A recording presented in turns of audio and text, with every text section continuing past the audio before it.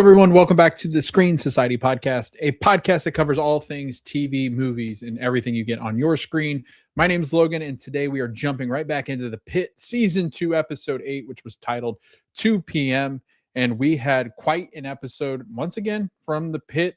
I think that this might just be a regular thing that we say every single time that we have an episode drop from Noah Wiley and crew, because this show continues to just knock it out of the park when it comes to drama, when it comes to intensity, comes to the real feel good moments, the feel bad moments, whatever you might feel during the Pit. I think we hit on every range of emotion that we might have as a human being. But again, I feel like these episodes just do not miss. I think they're so well written, so well produced. I think that the camera angles, everything about it, the music, whatever it might be, are just so magical in this show. And I think that that continues on in this new episode, which aired on February 26th, 2026.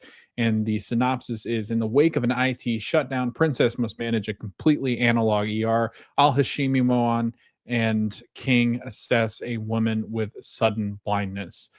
And it was an episode that was directed by John Cameron, writers Joe Sachs, Valerie Chu, and Mel Herbert. And the cast once again crushed it in this episode, as we got some real feel bad moments in this episode. I say that because while I think some of the results are feel good, I think that the feel bad moments come from a character in particular. And I think he's kind of an ass in this show, and that is Dr. Ogilvy. So we'll talk a little bit about it. And I think that it was a very interesting episode to dive into, because I think not only did we get some very sensitive things when it comes to physical appearance and the way that we treat people and the way that we see people in our world. I think it is a great commentary on mental health and handling of situations that are not really, they aren't really in your control. I mean, I would feel like this situation is somewhat in control of the person controls some of the situation that they are in, but there are some circumstances that lead to this particular patient being out of control and not being able to do the things that he was once able to do to keep himself healthy. So I know that that's a little bit of a vague statement, but I did want to jump in right away to getting into this episode. And we start out, and I'm not going to go scene by scene, but I'll pick out some different scenes that I thought were really interesting in this episode. We'll talk more about the show based on each of the characters and some of the patients that they are dealing with. And so I always say dealing with. That probably sounds wrong. They're treating is probably the better way to term what is happening. But Dr. Robbie is not happy at all that the suit, the Hawaiian shirt, had come down. The CEO of the hospital came down and informed Dr. Al-Hashimi, had already informed Dr. Al-Hashimi that they were going to be experiencing a shutdown of the IT and all the electronic equipment inside of the hospital because of a cyber attack. There was a cyber attack at Westbridge, and that's why they shut down their systems, and they were afraid that they would go right down the road to the Pittsburgh Trauma Center and also try to attack their internal systems. So in order to prevent the cyber attack from happening at the Pit, the IT department was instructed by the CEO to take down everything that was attached to tech in the hospital in order to try to counter any type of attack. And then they were also going to build more of a firewall and try to see if there were any vulnerable spots in the technology and in the firewall that would allow for cyber attacks to happen. But in order to do so, they had to shut down the access to all IT so that they could try to infiltrate it themselves and try to make sure that it was formidable against any kind of attack that was happening at the hospital. So that is where we left off in the last episode. Dr. Robbie was not happy that they called Dr. Al-Hashimi to talk about the cybersecurity and the shutdown of technology. And he said that and this starts out by Dr. Al-Hashimi saying, yes, that they felt like they should have gone to the department heads, and Robbie was not happy because he is the department head, and they went right over him to Al-Hashimi, who is the interim attending that will be taking over when Robbie goes on his 3 month sabbatical.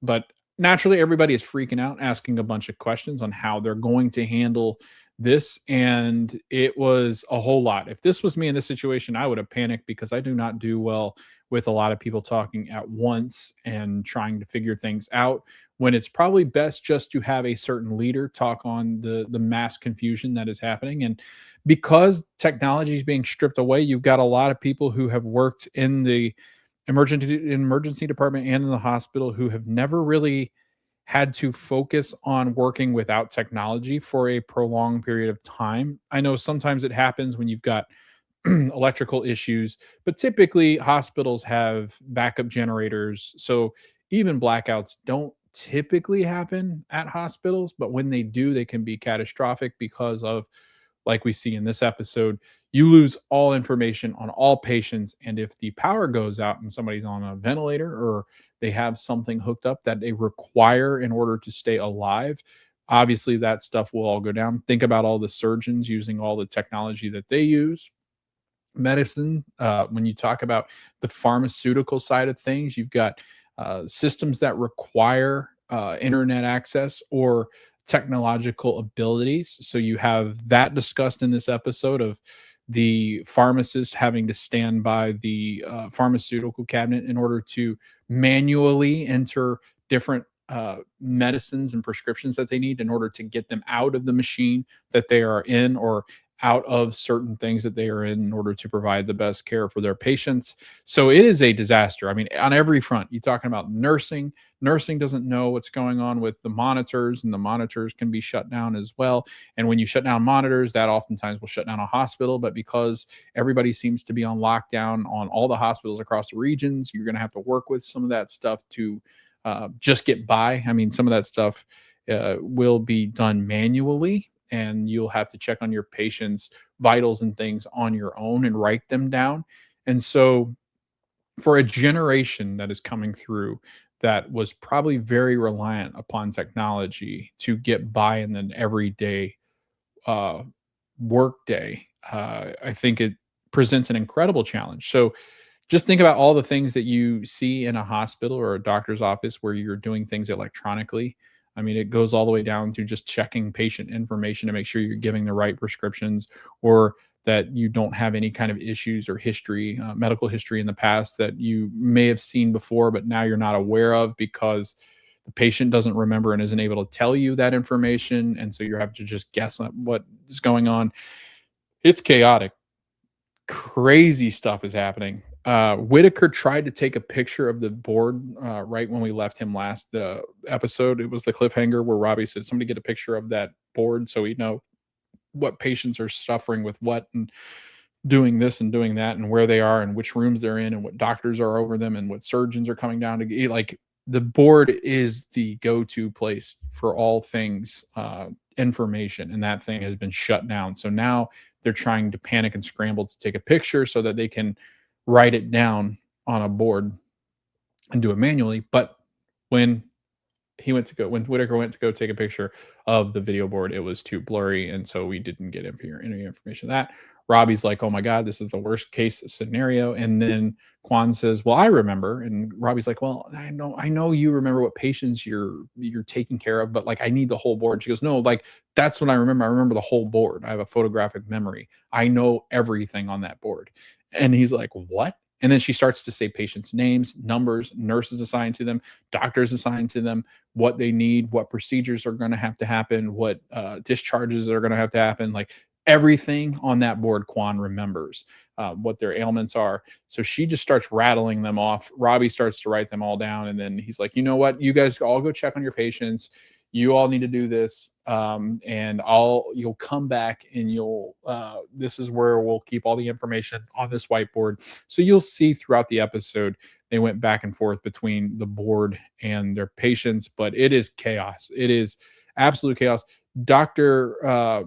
Abbott and Robbie are talking about the fact that they don't have a charge nurse, which is very important. Charge nurses are the leader on the floor. I would say the leader in the hospital at each of their stations. So I would say that in the emergency department, even though physicians might have a superior title over a certain nurse, Dana, the charge nurses, that is absolutely not the case. The charge nurse is in charge of that ER. It goes through them. Physicians go through them. You'll have admin go through them. You'll have everybody go through the charge nurse because they are the leader on that floor and they own it. I mean, they really do take charge and are the leaders on those units because they have to be organized. They're telling the doctors what to do. They're telling the nurses what to do. They're telling the techs, everybody involved. They're telling them what to do because it is their floor. And nursing runs the hospitals. I mean, that is something that working in a hospital as a communications person, I am very aware of the fact that it's about 80% of the hospital is nursing or some type of nursing. And they absolutely run that hospital because they know what's going on with all their patients. They're the ones that are the front line. They are the ones in the trenches dealing with patients, treating patients, families, whatever it might be. They are the core and the heartbeat of each of those departments in a hospital. The physicians are there to diagnose and treat, but the nurses are there doing everything else. So it is very important for the physicians to be on the same board as the or same page as the nursing staff. And Dana's not there, so they need a new charge nurse. Dana is currently treating the patient that had been sexually assaulted, and she is going through the rape kit and having to do all of that, and she is trying to juggle that with her own emotions, having dealt with physical assault of her own. So she's dealing with a lot of PTSD and also trying to keep that patient calm who has been raped. And so she is trying her best to really empathize with that patient, but also knows that she has a job to do. With the board currently going on, Quan rattling all these things off. Joy's become one of my favorite characters so far in this season. Ogilvy's driving me nuts, but Joy Quan is an excellent addition. Interested to see as the seasons go on what kind of role she might have if she's still in that hospital, because a lot of times what you'll see with interns and stuff and residents, they'll start to apply for different fellowships and although in the hospital, but also in at different hospitals as well. So we'll see, but you get a coming together of all the characters. This is always fun when they're all together. They're all rattling things off. But Robbie's like, go check on your patients. So uh, Dr. Santos is now treating and still treating the patient that is hard of hearing or deaf, and they finally got a translator down there.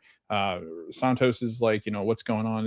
It's basically pain in like her back shoulder area, and she's it's crazy to me because having to go through these experiences as a person that is deaf or hard of hearing, where you don't know what's going on, you're just reacting to what you're seeing and feeling. And so it has got to be a hyper aware type of situation where everything that happens is to the ultimate of sensitivity. And they get multiple times where they stick her with needles and stuff, and she's like, ow, that really hurts, like that's really bad, like that pain's horrible, but she can't, like, she's not able to really vocalize that. She's not really able to say that except through signing, and it's up to her translator to really kind of convey that. And that's got to be very difficult, thinking about the fact that if you are being treated and you're having to convey feeling and emotion and hurt through somebody else and hoping that they understand it, and then the next person that they're telling understands it, like that's a game of telephone where you're just like, I hope this is coming across of how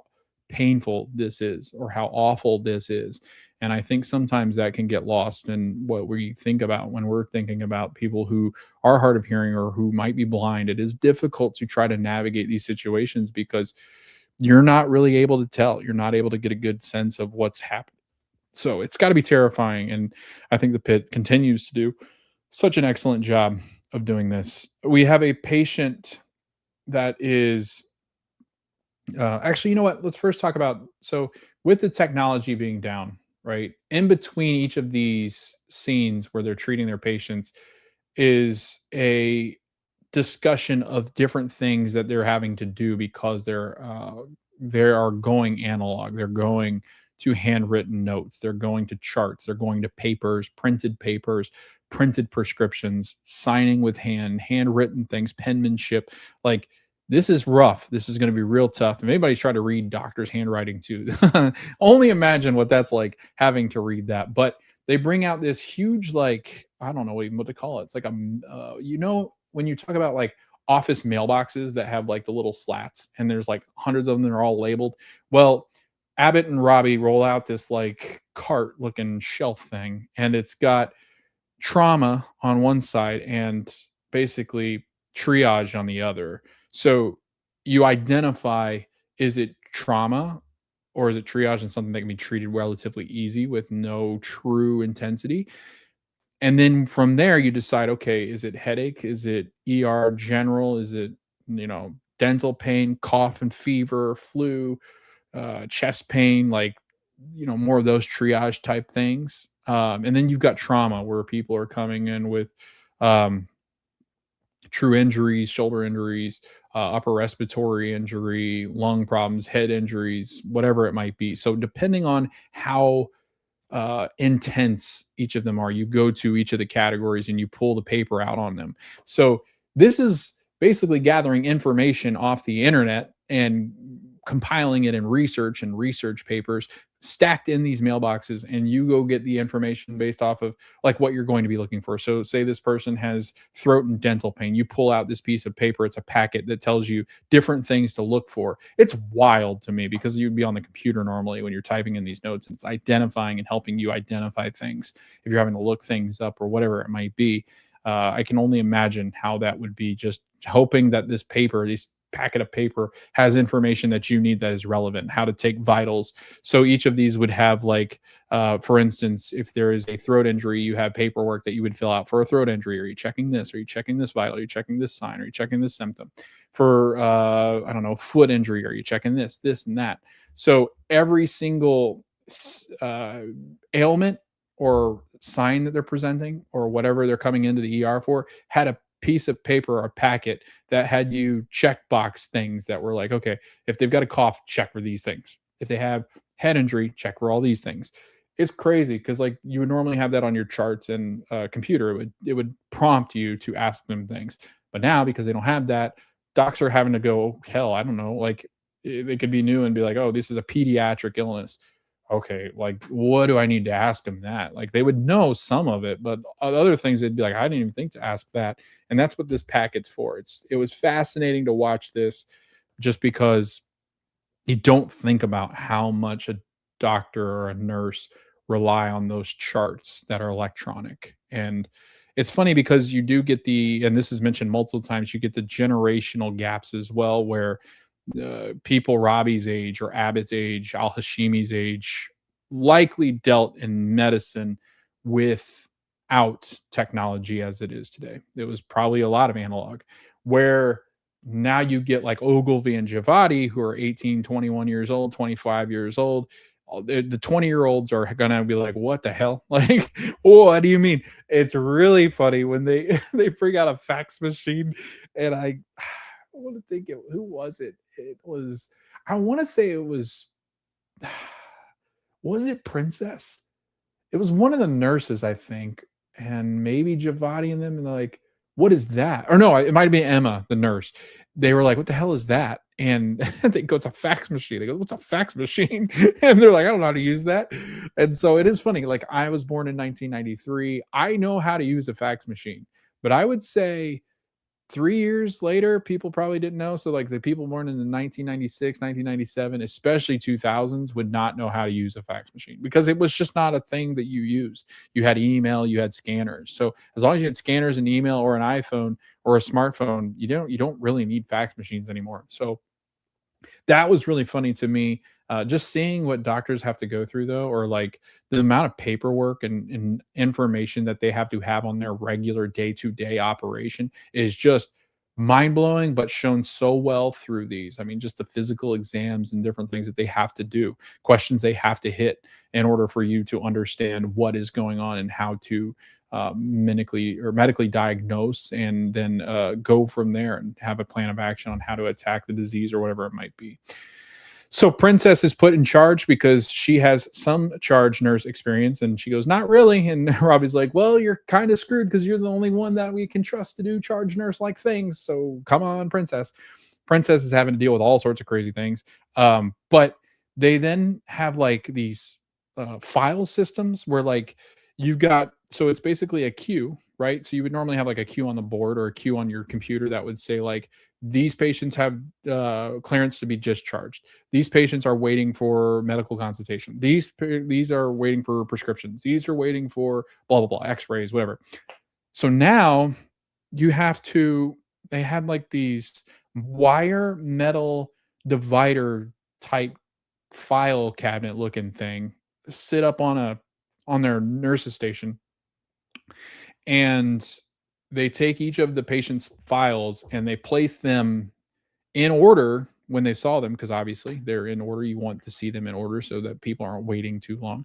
But then you have like triage, you have trauma, you have people waiting for surgery consultations, you have people waiting for medical diagnosis and consultations, you have people waiting for prescriptions, you have some people that need their information vitals taken. Like you have a whole, it's like basically their whole process, their whole stay in that ED is laid out, and they're having to shuffle the files based on where they are in their process. So, for instance, Javadi has a patient, right? And she comes over, she drops off a patient's, let's just say, for instance, it's Jackson Davis, who is the patient that has what we now learn is probably schizophrenia, or being bipolar.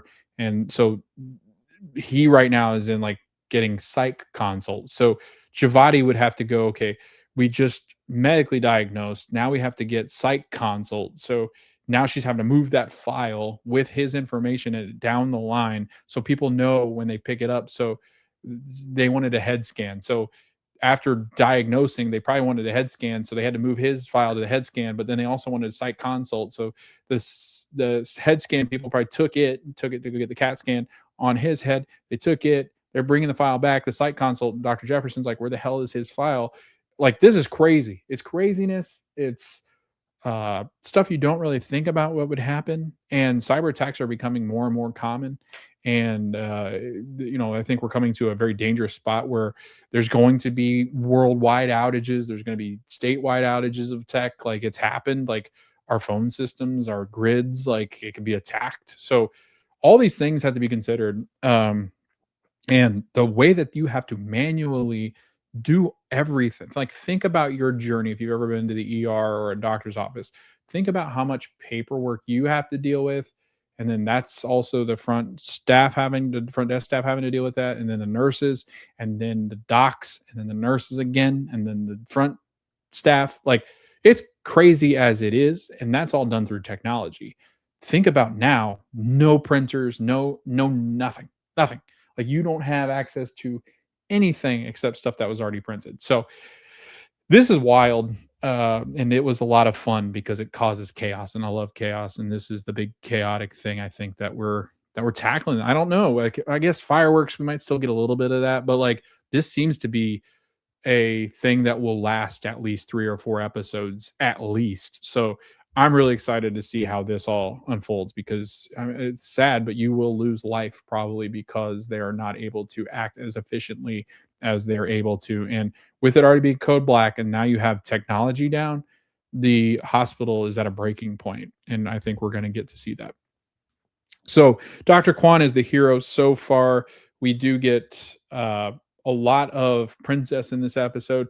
Princess is damn good at what she's doing with very limited experience. And I think it helps having Dr. Abbott around and Al Hashimi, because they both have served in the military as medics, and that can be very chaotic in their situations that they've been in. So they're very used to trauma.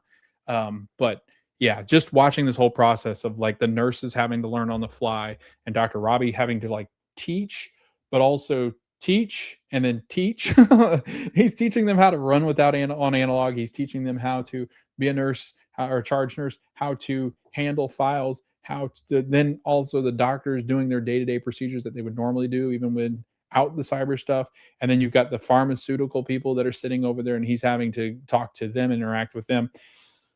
This is nuts. Like, I'm so glad that they've chosen this path because it's something you don't really think about, but I think something that is somewhat common in this new era, when you have IT problems and you have to just go off of what you know and what you've learned and doing it without the support of technology. There's even a mention of Robbie talks about, well, I guess your AI is not going to do you so well now, is it, Al Hashimi? So we got some good moments there. But as they're dealing with all this, explaining how everything's going to go with just paper and not technology, we get a patient that comes in who is named Howard, and he's dealing with all sorts of left leg pain, right leg pain. We feel like he's got pain everywhere, neck, back, like, but right away we notice he is a patient that is overweight, and we again have Dr. Robbie Whitaker, Ogilvy, McKay in on treating this patient, and uh, Howard is a, as we start to learn, um, he is a wonderful, wonderful person. Howard is um, very kind to the staff. He is very understanding of everything that he has to go through. And because he's overweight, there is a lot of conversation between the staff um, of how to go about treating him. What's the best way to treat him in the most comfortable way without making him feel like he is a burden to them. And when a patient is overweight and especially this obese, there is a huge risk in treating him, but um, there are also challenges that will present themselves that you don't really think about unless you're in the situation, I think. And I mean, this starts with, like, they have beds for patients that are typically overweight, and there's only a certain amount of weight that some of the beds allow before they have to upgrade to a bigger bed. And it doesn't talk about that on this, but it does talk about the fact that, like, to do surgery on him, it will be nearly impossible to do it effectively in the way that they would want to do it without some support from other hospitals.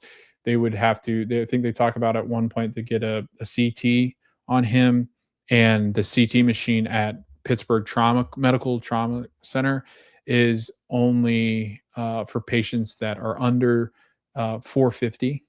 Um, and we later find out, and I think Robbie at one point calls it a Hoyer. I think the Hoyer is the device that is used typically to weigh um, people who are overweight by a tremendous amount. They use what's called a Hoyer. I think it's called that. But it's a system that basically you strap them in with their wrist and legs, and then support in their back, like, side area, and then it lifts them up off the bed enough to where they can get a weight, an accurate weight on this person, so they can decide whether they need to transfer him to the other hospital that they mentioned. I forget the name of it, but basically they're considering transferring him to the other hospital because they have equipment there that they could actually treat him. But they're the Pitts ED and machine cannot handle the weight that Howard carries. So they're trying to decide that 450 is what they say that the CT can't, you can't put him on the CT. But then it comes back and it is he does weigh 473 pounds, I think it is. So they're not going to be able to treat him in the pit. So they're going to have to transfer him to get him the care that he needs. But through this, they're trying to figure out, and it's very difficult to try to figure it out because you're trying to, you can't move him. So you're trying to get tests and vitals and things off him by him just laying there and not able to move him over. Or there's even a thing where they have to put like a tube in to see, I think it's to see if the breathing is normal and he's getting oxygen and flow of oxygen is not blocked by anything. So I think they're trying to figure out if that's the case. So they have to go through his nose down his throat to be able to see what is going on. And they're trying to explain this to him. He's like, yes, absolutely.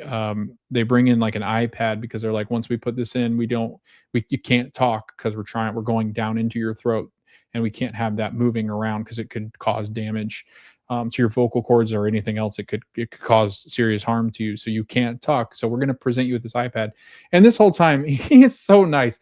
Like he's like, asking them how they are. I think at one point he says something about how nice they are and how crazy it is in the hospital and things like that. And I think they talk about something, I forget exactly what it is, but like it's just very personal conversations that he's having through this like iPad, even though he can still speak.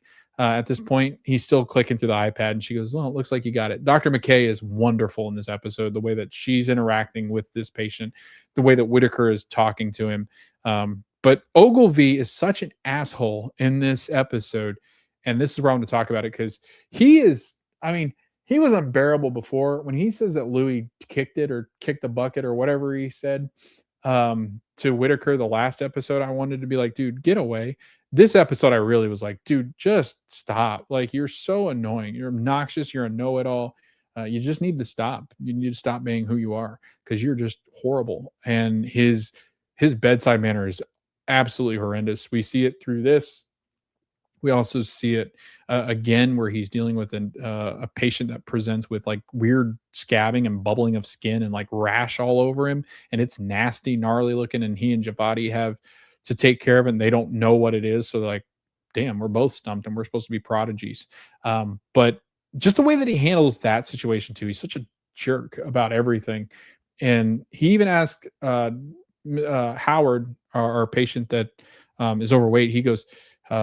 They were asking him like, do you drink or smoke? And he's like, no, never. They're like, okay, do you, physical activity? And he goes, yeah, me getting up from my couch to the fridge and then back to the couch again. And they kind of laugh at that. And then Ogilvy goes, have you ever tried water aerobics? Almost like, not like, are you actually like, he's like saying you need to work out because you're overweight, basically. And Robbie and McKay are like, what? And there's even one point where they break away. They go and stand because they go to consult with each other, the four of them. And McKay and Robbie are standing there talking to Whitaker and Ogilvy, and they're like asking them questions, like teaching.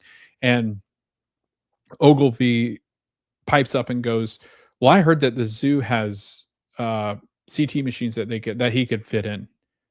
And he says it pretty loud to where Howard could hear it. And McKay goes, he is in the room right now. Why are you saying that? Like, that is an awful, like, that's the stuff you say outside of the room and it be a genuine question, not like you're trying to be a jerk. Like, McKay did not like that. Whitaker was like, dude, what? And they go, no, Robbie goes, no, like, there is a CT machine that can handle 600 pounds. We can send him there at one of the other hospitals. And then Whitaker goes, yeah, if that one's not being attacked. And Robbie kind of looks at him like, dude, you just jinxed it. Like, don't do that. So I think Ogilvy's rubbed off a little bit on Whitaker, and Whitaker's like, oh, my bad. But again, I think it was such an interesting dynamic because here is this person, Howard, who has suffered so much. And the reason why he is overweight is because he got in a real bad car accident, broke legs, broke arm. Like, this guy, like, basically broke the will to live. Like, everything in his body was broken. He couldn't move. He was bedridden. He lost his job. So that's when he started to overeat. That's when he didn't exercise. He lost his job. He didn't work. He was out of work forever. He was laid up in bed. And so he gained all this weight and hasn't looked back since. And that's where you see it. But as he's talking, I mean, this poor guy's suffering in tons of pain, but he is the nicest guy. And it's just such a great testament to who this person is. And Howard is so tremendously kind. And even when they're doing horrible things like sticking that tube down his throat, then down his nose, and down the airway, passageway, spraying some of that stuff down there to try to open up his ability to breathe more. Um, just He is so, and he says thank you. And before he leaves the hospital, he goes, "I want to thank you guys so much for what you do." And Robbie's like, "That's why we're here. Like that we're here to help you." And Robbie's handling of this and McKay's handling of this is so good and genuine and nice. And like, if you feel any discomfort, we want you to know that we are here to make you more comfortable. I want to check in on you. I want to check in on your mental health. Is there somebody we can call? Because that can cause comfort. And he goes, I got a sister, but she lives in Arizona. I haven't talked to her in a long time. And the bad thing is this where it starts to get into like that mental health aspect of it. He mentions in that moment where he says that his sister's his emergency contact. He's like, we don't talk anymore. I'm single, go figure. So this poor guy has just gone through everything. He's lonely. Nobody's around that loves him. His parents died. Like, this guy is just going through life, and he's kind of admits the fact that like, I am this way because nobody's been around to support me, and that's how I've always felt. And it is such a hard thing mentally, I think, to um get out of that once you're in it. And if you don't have anybody to talk to, I mean, you get into a depression, and I think that's where this guy is. And but with all these bad things happening to him and all the things that have gone wrong in his life, he has not once complained about where he is right now. He's very truthful about how he's gotten to that point. So he's ready to talk to people, but people aren't willing to listen. And it's physicians like Robbie and Baron and Whitaker to listen to him and just be a sounding board for it's a dark time. So that's really tough. That was such a great patient physician interaction between all of them. We also got some progression on the story with our patient who is in hospice care, who's in the ER waiting for a room upstairs, Roxy Hamler. And her husband was the one that they also have the death doula, and they've been taking care of her. And she, again, I think feels like she is a burden. The kids showed up in last episode, the two boys that she has. One's right around 12 or 13, I think, a teenager. And then her parents show up, and her parents hug the husband. So I think that they're indicating they're like, they've got a good relationship. They're all going through this together, and it's such a tight knit family. And I really do. I think that they are insinuating that this person feels that she is a burden on everybody because she is just walking towards death and bringing everybody with her in that sadness. And she just doesn't want to be she doesn't want her family to have to continuously live with the fact that she is dying, and she feels that she is a burden hurting her children. And it's been months and years now of like her just not being who she thinks she should be for them. And that's such a horrible feeling because like there's nothing she can do about it. Disease and cancer are an awful thing. And when they start to take your life, I think it probably is a common feeling of people who have been in hospice like this long, who feel that they are not allowing their family to live a life because they are constantly worried about them. When in reality, I mean, if you asked her, she probably would say, "I'd rather be dead at this point than having to drag my family through this anymore." And you just get that sense. And the parents show up, so then it's even like now it's even worse. It's like this, like she has such a tight family around her that really care. Her parents, her husband, her two kids. She had a great life. Like, the grandparents are like, let's go out for ice cream. Could she have ice cream? Jawadi's like, yeah, you can have anything she wants. Like I think she realizes obviously that she's close to end of life, but also you just see like this emotional toll that something like this has on a whole family. It's not just the patient in the bed, it's the family outside the bed too that really have to try to cope with what's going on. And like that can kind of be selfish, I think, in some ways, that people think that they're being selfish when they're thinking about the fact that like what happens when they're gone. But and they feel bad because the people in the bed are the ones that are losing their life. But it's common for the family to feel that same way, where it's a depression or sadness that like they also feel the pain, even though they're not the ones going through it. We also got another patient that was very interesting. We have a couple where she comes in and she says that she cannot see and has gone blind in her left eye. and her wife, I think it's her wife, she says, there's a lot of questions, and I think this instance, it's Dr. Mel King, Al-Hashimi, and Moen who are treating this patient, and the wife and the patient, they both have like a lot of questions, and they're using Al Hashimi uses she usually does. She'll use a lot of like terminology, and this is very common too that we see this with physicians is that and it's not any fault of their own. They're talking about their terms. They're using their terminology in the workplace, and the physicians are the three of them are in there, and they're talking about like what they need to do next, tests, and what could be going on, and different things that they've seen, and they start to use a lot of medical terms. And you see the one lady, the patient, she's like, "Wait, what? I'm confused." Like she's scared of what's going on with her, and then her wife is like, "Can you explain that? What does that mean? What does that mean?" Like they use multiple times, and she's like, "Wait, what? Huh?" Like you can tell that I think it's purposefully done this way is that these two ladies do not know what their physicians are talking about because they're using jargon they don't know. Like they're using acronyms, they're using a lot of bigger words and medical terms to communicate with one another. They know what each other are talking about, but their patient doesn't know, and the patient's wife doesn't know. So they're both very confused about what is happening.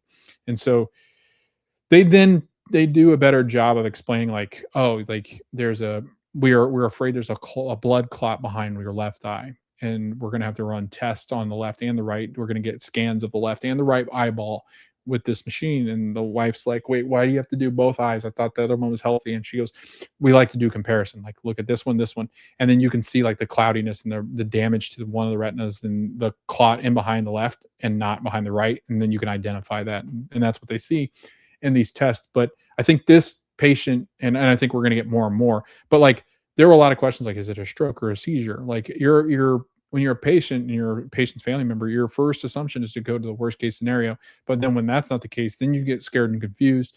And then they're using all this lingo that you don't know. And now you're like really freaked out. And I think this is a very, very common thing for everybody that is not a practicing physician or nurse that know these terms. So I think that's where we've reached with that. Uh, Javati, I'm trying to think if she has anything else. I'm watching it over here on the right. She meets Nicole Stedman, who is a psychiatric service. She comes from a program. She started a program because her daughter was diagnosed with bipolar or schizophrenia. And they want Jack or Dr. Jefferson, who is the psych doc, wants her to meet with Jackson's family. And Javati says, yeah, I think they would be willing to talk to her. So Javati is going to go in there and talk with Jackson Davis's family. Um, we get continuation of Dana and Emma caring for the patient that has been sexually assaulted. Dana learns that it's been chaotic and there's a cyber attack and all that. There is conversation that happens um, between Javati, Dr. Jefferson, and Jackson Davis's family, where they're asking a bunch of questions, and then this lady is sharing with them that her daughter had gone through a similar situation and had to deal and is dealing with schizophrenia, and said that there are things that they can do.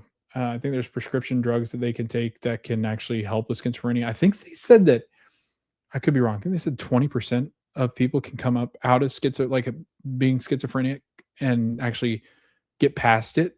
I didn't know it was treatable. I didn't know that. But it does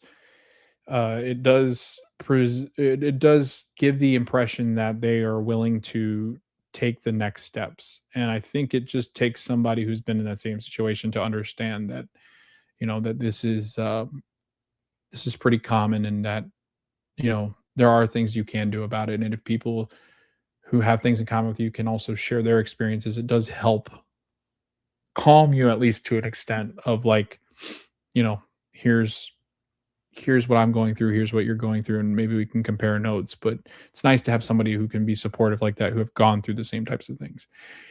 Um, The blind patient was with in the left eye. She's basically told that there's a chance that because she could die. There's a chance that she could go completely blind in one eye, or even both, maybe at some point. But there's side effects. Death is a side effect. Blindness is a side effect. Headaches, like any other drug like this, does have a major side effect.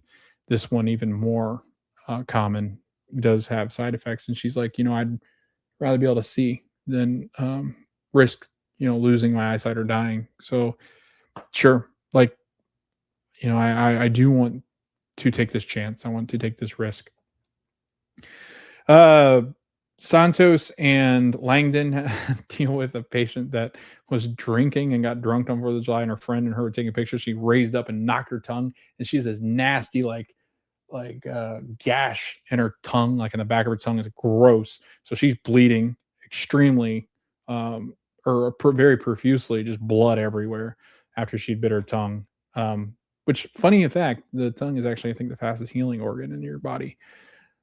But what else? What else? What else? Dr. Mohan has been talking about she treats an older patient, and she has been successful in treating older patients and has a way with some of the older patients. And she has a conversation with Al Hashimi, and Al Hashimi says, "Hey, what's going on? I thought you were going to apply for a fellowship, or you were leaving the hospital." And Mohan basically is like, "Yeah, I think I'm going to apply somewhere else, or maybe a fellowship somewhere here." But she goes, "I just don't know what I'm going to get into." She's like, ortho, whatever it might be. I don't know what, pediatric, something.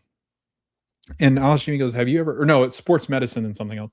And she goes, "Have you ever considered geriatric? Because you're really good with older patients."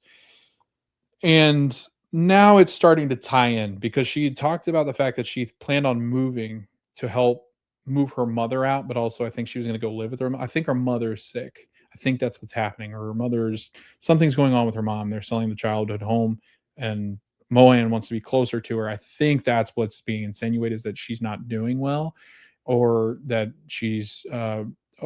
Mohan wants to spend more time with her. And that's why she's calling, is that she's moving her out of her room, and she's trying to call Mohan about stuff that she might want to keep from her childhood home. And Mohan's kind of neglecting that call, because I think she's afraid to move on and move out of that kind of situation. And Mohan talks about, like, she considered leaving the Pitt and going closer to her mom to work. And Alashimi says, "Well, why don't you consider working here as as a fellowship with geriatrics, because you're really good with older patients." Maybe that's what it's insinuating. I never really thought about why that would be the case, but I think maybe that might be it. Her mother might have been somebody that was not well, and maybe her father took care of her or something. I don't know. We'll get more information, I'm sure, but that's starting to think I might be onto something there. What else? They continue to have problems with the charts, but Dana comes back from getting the testing done on her rape patient. Something that she does that was fascinating. I think it's this episode from what I remember. They go to collect that rape kit, and they go to put it in the fridge. I think it's this episode. They go to put it in the fridge, and this might have been the last episode, but I'm trying to find it on fast forward here. But anyway, Dana goes to put it in the fridge because the cops have to come collect it. And they put it in the fridge because it keeps the evidence usable. And when she does that, yeah, it is this episode. She goes to open up the fridge, and the rape kit from her last patient, which was, I think, a couple weeks ago, was still in there, and the cops still hadn't come to collect it. She gets pissed. Like, Dana gets pissed. So she get ready to call the cops. Like, "You come get this, you assholes. Like, you need to come get this and figure it out." But yeah, real good moment there, I thought. And um, Dana, again, stealing scenes that she's in. Langdon's tongue, that whole tongue patient, I don't really understand what that was all about, other than Santos and Langdon trying to reconnect, because they clearly don't have a good relationship, because Santos is the one that sold him out about stealing the drugs. But I think that's what that's really supposed to set up. Javadi and Ogilvy, again, like I said, deal with the patient that was squeezing limes for margaritas outside. If you didn't know, if the acidity in, I think, limes and lemons, there's an acidic reaction if you're out in the heat to that acid getting on your skin and then in the sun for a while, it can actually cause blistering and it is gross. I did not know this, but it is disgusting. So I looked it up and was like, dang, I learned something. I learned something every day. But yeah, this guy has like nasty bubbling blisters like the size of like baseballs on his legs and stuff. And they're like, oh yeah, it's just this. But he's got to be real careful. Like obviously you pop those blisters, it'll scar and stuff. But like Javati and Ogilvy had no idea. They both were like, we're prodigies. We're supposed to be the most intellectual people in this whole hospital, and neither of us could figure that out. So it was a funny moment where they're both like, "Hell if I know. I don't know what it is," because they're both working together. Um, we finally get here Dr. Mel King getting some information about her deposition because we really haven't had that progress too much. And Dr. Parker Ellis, I believe, is the doctor that comes down that was also part of the case. And I think she's night shift. So I think she and Mel kind of pass off each other, the stuff. And she had been in the deposition and she had done okay. Like she had told her story, her side of the story. And then she goes to Mel to tell her, and Mel's like, we're not supposed to talk about the deposition. She goes, I'm not talking to you about the deposition. You're not asking me questions. This is a monologue. And so she then tells her exactly what she wants Mel to say to corroborate with their stories. And so that it's sounds similar. But Mel seems to be not really buying that. So then it starts to make me wonder if Mel's innocent, maybe Dr. Ellis is the one that's guilty. That's my thought. That's what I'm thinking. But that's all we get from that. So I'm assuming her deposition might be next episode because we've gotten that um, pretty close to being what we need. I think the one thing is that going back to the tongue patient, I think the one thing was like overconsumption of drugs or alcohol and how bad it is for you and the choices you make. And I think Santos and Langdon's having to hear this after he had just gotten out of rehab. And he's like, I can give you the resources you need if you need help. Because they do say, does she need rehab? Because like this girl is like drunk. And if she's drunk like this all the time, like she's now excessively drinking and could be suffering from alcoholism. So I think that's where that storyline was supposed to kind of ring true for Langdon, but Santos there to experience him going through that realization. Al Hashimi has another instance with the baby, and she's asking the pediatrician that comes down, who is pretty much no help. I mean, the guy is like, "It's a baby. Like, what do you want me to do? We don't have any room for him up there or her up there. She's she's gonna have to stay here overnight." And Al Hashimi's like, "Overnight? Are you stupid? Are you crazy? You can't keep this baby here overnight." So they're gonna try to find a better way to treat this baby, but it doesn't seem like the good old pediatrician is willing to work with that. And trying to think of anybody else. I don't think so. I mean, McKay's really, really good in this. As we end the episode, she's talking to Robbie about the patient that is Roxy, who's broken her leg after having a terminal disease. And she is, Robbie basically insinuates that they try to do the most that they can to treat her, but in doing the most, it could kill her. But it's also like, I forget what he calls it. It's like the double doctrine or something. Hold on. It's right here. He says, have you ever heard of the double effect? I think is what it's called. Because they're Javati and McKay are trying to figure out. And he says, like, if you were to doctrine of double effect. And he goes, if you give her enough morphine, she might stop breathing. And he goes, have you ever heard of the double doctrine of effect? And they're like, no, what does that mean? And he's like, well, basically, you treat so much that it could have a very positive effect, but it could also very much have a very bad negative effect, meaning she could lose her life. And sometimes that is what a patient needs. Basically insinuating like euthanasia, like like this is really not euthanasia, but I mean, she is the one um administering her own drugs because she's doing the um morphine drip.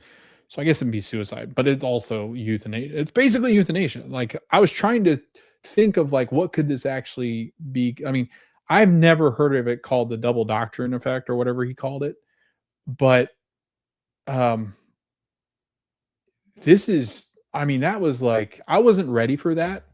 I wasn't ready, especially for Robbie to say that. Like Robbie's always kind of pushed the push the line a little bit. Um, but never did I expect him to kind of be like, it might be. But again, Roxy would want that. I really do feel like if you presented that situation, and maybe that's what they do. Maybe McKay does present it like, hey, we can give you a lot of this morphine and we can get it to where we can try to get as positive effect as possible, but it's going to have maybe a huge negative effect and you might lose your life. She might go do it. Um, Crazy. Like, it's so unbelievable some of the stuff they have to go through day to day.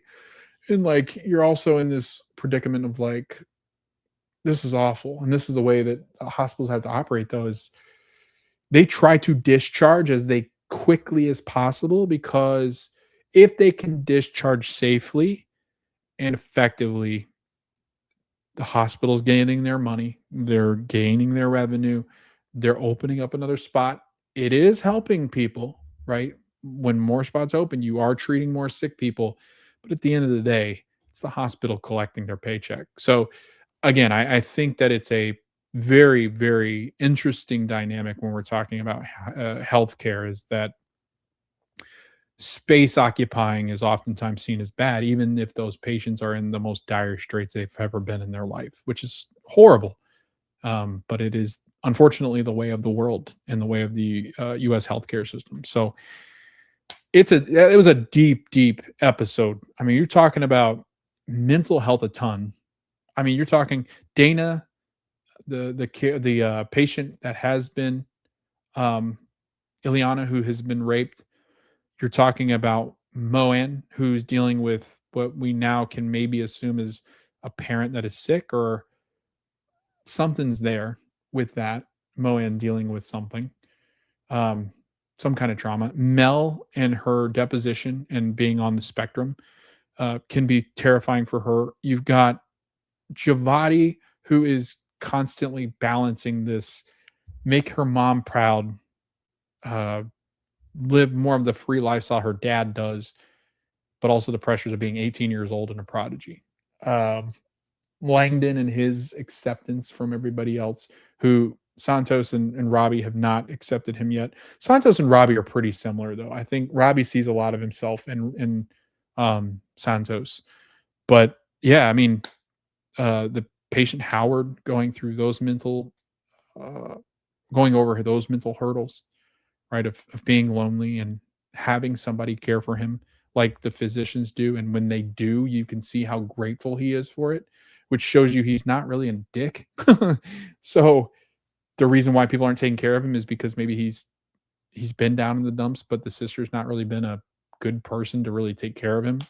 So all all fascinating stuff. I mean, you got schizophrenia, they're dealing with that. So just really, really good episode. I thought really strong. It ends by them, Robbie and Al Hashimi and McKay kind of observing like, holy, it's crazy right now in the pit.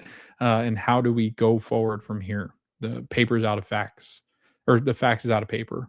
Um, so it's only going to get worse. It's only going to get worse. Nighttime is usually worse on these holiday weekends. So we will see how that all unfolds. But I'm interested. I think, just kind of guessing and predicting what might be going on. Mel, I think we get more of her deposition maybe next episode, because they brought it back to the forefront here towards the end.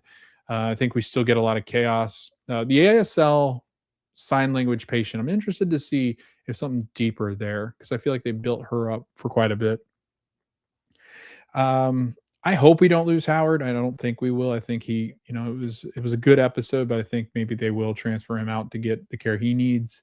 I think we've figured out the schizophrenia thing. I think we're probably pretty much close to done with Jackson Davis's story. I think we're coming to a head with Roxy.